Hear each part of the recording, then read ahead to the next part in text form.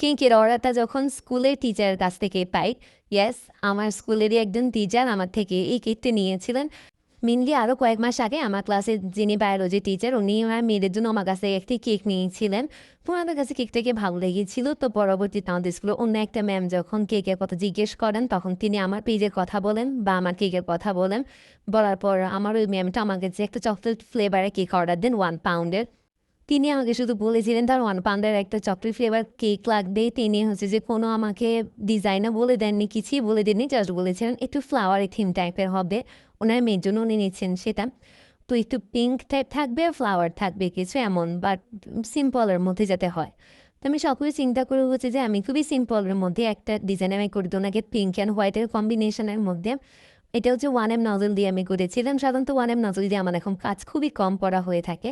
তো 1M nozzle দিয়ে কাজ করলে যে জিনিসটা সবথেকে বেশি ভালো হয় যে ইজিলি সবগুলো কাজ করা যায়। প্লাস হচ্ছে যে কাজগুলো দেখতেও অনেক সুন্দর লাগে 1M নজলের কাজগুলা।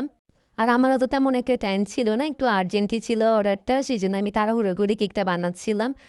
কাস্টমাইজড কেকের ক্ষেত্রে যদি আপনার কেকের এমন যদি এক্সট্রা কিছু থাকে, লাইক এক্সট্রা যদি কোনো টপার আপনারা ইউজ করে থাকেন বা বেশি পরিমাণে বলেন চকলেট দিতে বা হচ্ছে যে চকলেট টপার বেশি ইউজ করে থাকেন, সেক্ষেত্রে কিন্তু অবশ্যই এসবের জন্য এক্সট্রা চার্জ অ্যাড হবে।